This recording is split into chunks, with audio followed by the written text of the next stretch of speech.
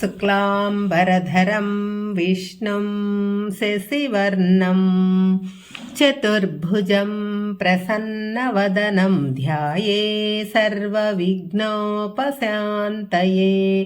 ఓం శ్రీకృష్ణ పరబ్రహ్మణే నమః. శ్రీమద్భగవద్గీత అథ త్రయోదశోऽధ్యాయః.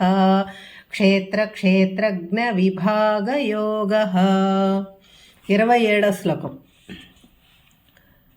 యావత్ సంజాయతే కించిత్ సత్వం స్థావరజంగమం క్షేత్రజ్ఞ సంయోగాత్ తద్విద్ధి భరతర్షభ.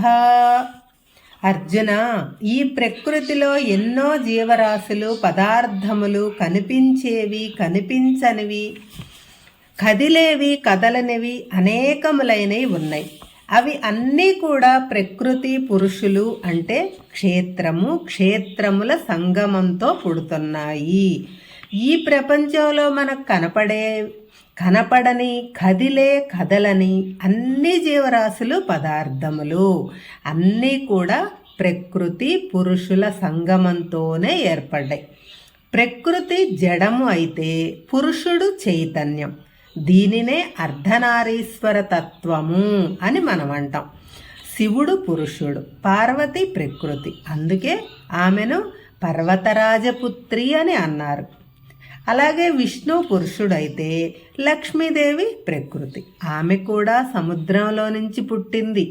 అలాగే వివాహ బంధంతో ముడిపడిన భార్యాభర్త ఒకటి అయితే సృష్టి జరుగుతుంది. ప్రకృతి పురుషుల కలయికే ఈ సమస్త సృష్టి. అందరిలో పరమాత్మ ఉన్నాడు. ఆయన ప్రమేయం లేనిదే సృష్టి జరగదు. పరమాత్మ, ప్రకృతి వీటి సంయోగమే సృష్టి. జీవరాశులు 4 విధములుగా పుడుతున్నాయి. 1 ఉదయంలోనే శిశువుగా మారి ఉదరములోనే శిశువుగా మారి 2 గ్రుడ్డు నుండి, 3 విత్తనము నుండి, 4 స్వేదము అంటే చెమట నుండి పుడుతున్నాయి. వీటన్నింటిలోనూ ఈ ప్రకృతి పురుషుడు ఉన్నారు. ఆ సత్యాన్నే ఈ శ్లోకంలో వివరించారు వ్యాసుల వారు. కానీ ఈ సత్యం ఎవరు గుర్తించటం లేదు. జడమైన ప్రకృతినే అంటే ఈ శరీరాన్నే నేను అనే అహంకారంలో ఉన్నాం. నాకు అంతా తెలుసు, నాకంటే మించిన వాడు లేడు, ఈ ఇల్లు నాది, ఈ స్థలము నాది, ఈ భూమి నాది, వీళ్ళంతా నా వాళ్ళు అంటూ శరీరాన్నే పురుషుడుగా భావిస్తున్నాము. అదే అజ్ఞానము. ఈ శరీరం ప్రకృతి అంటే జడము. దీని లోపల చైతన్యం అనే పురుషుడు ఉన్నాడు. ఆయన గురించి తెలుసుకోవాలి అనే సత్యం అందరం తెలుసుకోవాలి. అదే సరైన జ్ఞానము. 28వ శ్లోకం. సమం సర్వేషు భూతేషు తిష్టం తం పరమేశ్వరం వినశ్యస్త్వ వినశ్యంతం యః పశ్యతి స పశ్యతి. సకల జీవరాశుల్లోనూ పరమాత్మ ఆత్మస్వరూపుడుగా, చైతన్య స్వరూపుడుగా సమంగా ఎటువంటి భేదభావం లేకుండా వెలుగుతున్నాడు. ఆయా జీవరాశుల దేహములు నశించినను వారిలో ఉన్న ఆత్మస్వరూపము నశించదు. ఈ సత్యమును ఎవరు తెలుసుకుంటారో వారే పరమాత్మ తత్వమును బాగా తెలుసుకున్నవారు.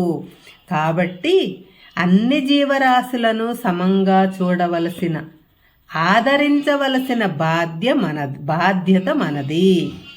దేహం వేరు, లోపల ఉన్న చైతన్యం వేరు.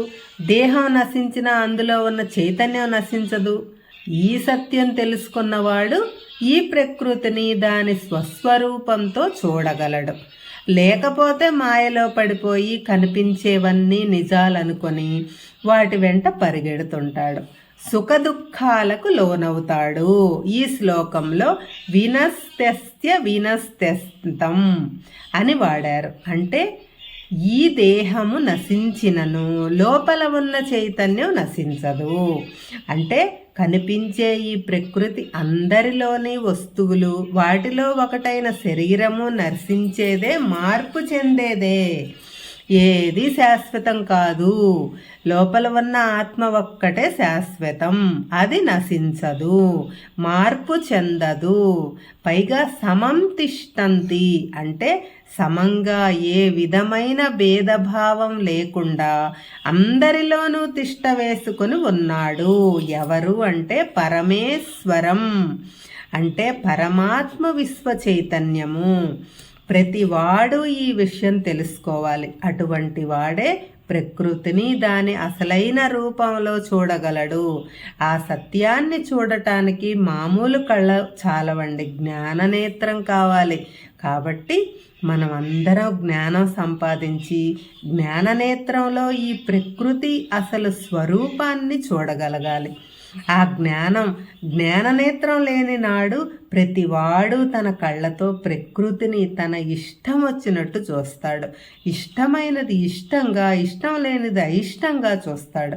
రాగద్వేషాలు పెంచుకుంటాడు. అజ్ఞానం అనే అంధకారంలో పడిపోతాడు. కళ్ళున్న గుడ్డివాడవుతాడు. దానినే అజ్ఞానము అని అంటారు. ఆ అజ్ఞానము అనే అంధత్వం నుంచి బయటపడి జ్ఞానం వైపుకు పయనించాలి. జ్ఞాననేత్రంలో ఈ ప్రకృతిని దాని నిజస్వరూపంతో చూడగలగాలి. అదే సరి అయిన దృష్టి. 29వ శ్లోకం. సమం పశ్యన్ హి సర్వత్ర సమవస్థితమీశ్వరం నహి నస్త్యాత్మనాత్మానం తతో యాతి పరాంగతిం. సకల ప్రాణికోటిలో సమంగా వ్యాపించి ఉన్న పరమాత్మని చక్కగా తెలుసుకుంటూ తనలో ఉన్న ఆత్మ అందరిలో ఉన్న ఆత్మ ఒకటే, వేరు కాదు అన్న జ్ఞానం కలిగిన వాడు తనను తాను హింసించుకోడు, ఇతరులను కూడా ఎటువంటి హింసకు లోను చెయ్యడు.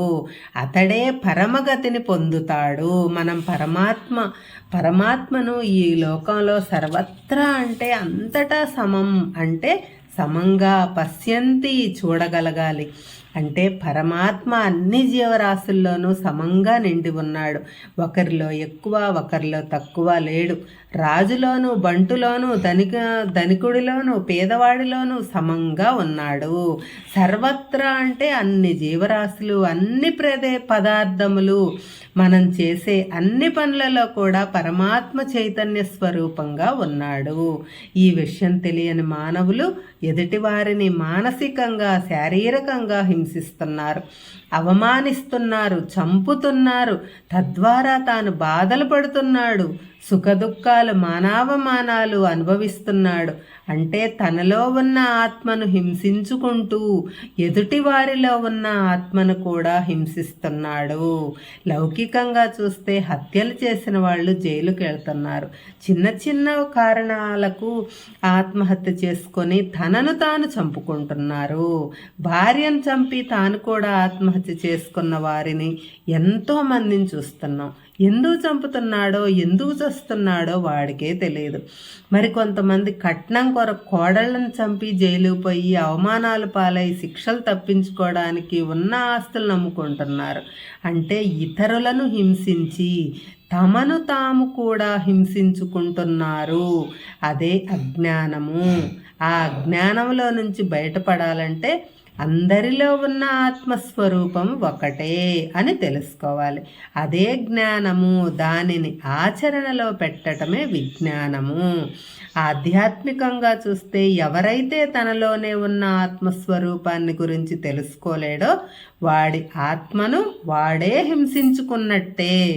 ఎందుకంటే వాడి ఆత్మ గురించి వాడికి తెలీదు. ఈ దేహమే నేను అనుకుంటున్నాడు. ఇతరులను హింసిస్తూ వారి దేహానికి, మనసుకు బాధ కలిగిస్తున్నాడు. తన దేహానికి